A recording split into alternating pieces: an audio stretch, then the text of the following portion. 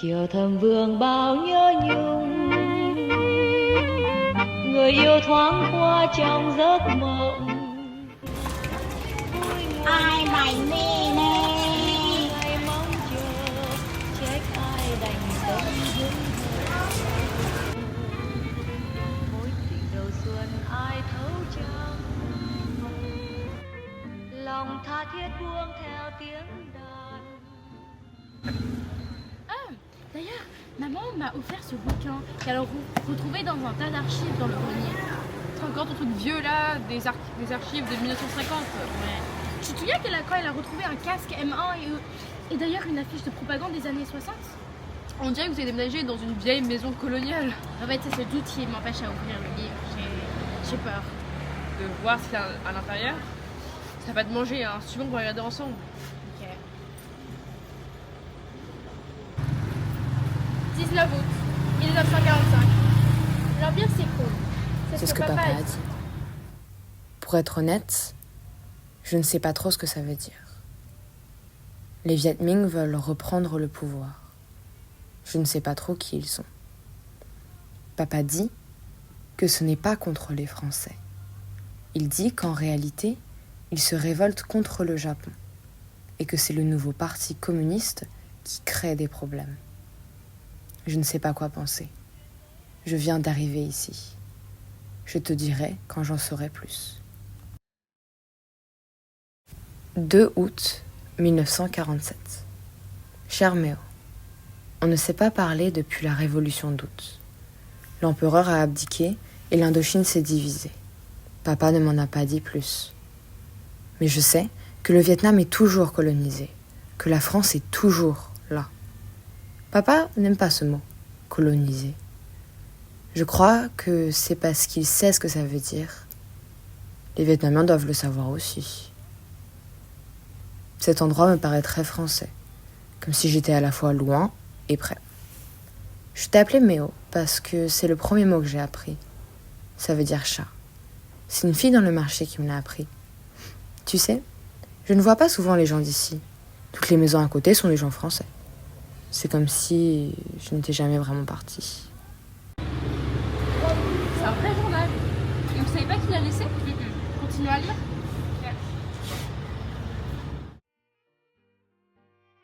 4 août 1949.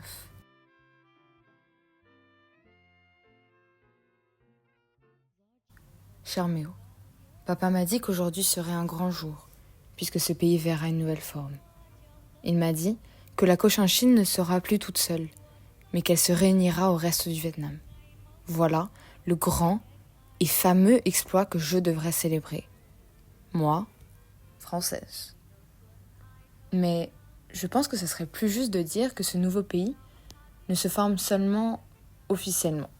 Car en réalité, le Vietnam, il existe déjà. Je le sais bien puisque je le vois tous les jours. Je marche dans ces rues. Je vois ces Vietnamiens. Je les entends parler et je les regarde marcher. Les Cochinchinois, eux aussi étaient Vietnamiens. Pour les Français, je suis sûre que c'est une grande victoire. Une manière bien réfléchie pour qu'ils puissent reprendre le contrôle sur un territoire maintenant fixe et établi. Mais je commence à voir le lassement des Vietnamiens. Eux ne veulent qu'une chose, que ces Français partent. L'empereur Bao est au pouvoir, mais même les Français savent qu'il n'est qu'un pion dans les plans de la France. La nouvelle capitale, c'est Saigon. Je ne sais pas ce que ça change. Je demanderai à papa. Un colon français qui va dénoncer la France. On dirait un film ce truc, c'est pas du tout fiable. Moi, ça a l'air intéressant. Je sens une connexion. Je crois ce que tu veux, mais moi je crois pas un seul mot. Je vais vraiment continuer à le lire. Je vais continuer demain. Bon, moi je te laisse, hein. Salut! 5 août 1949.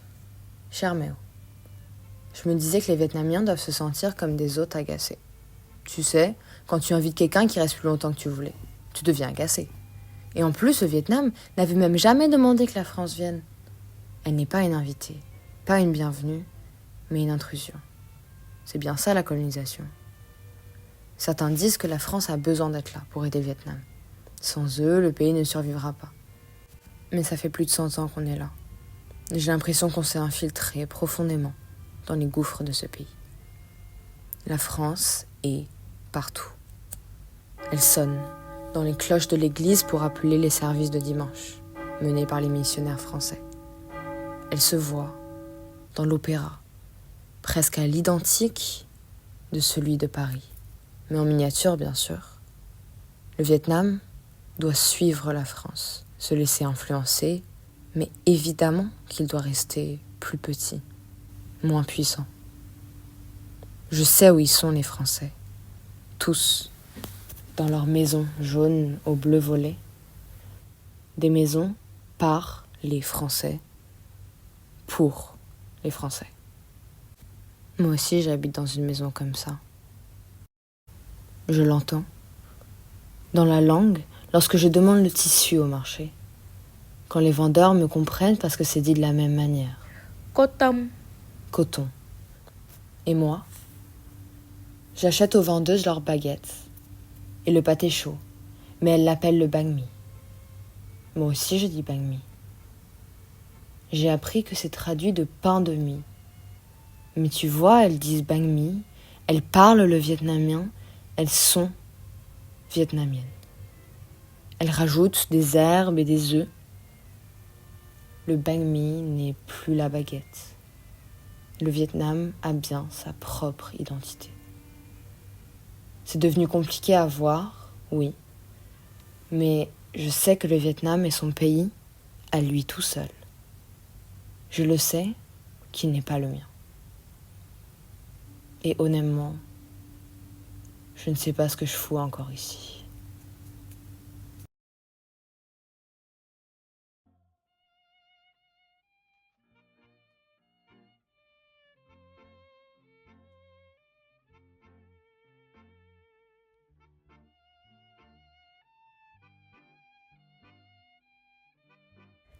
« 4 août 2025. Chère mère, je ne sais pas qui t'écrivait avant, mais comme les temps ont changé. Le Vietnam est toujours là.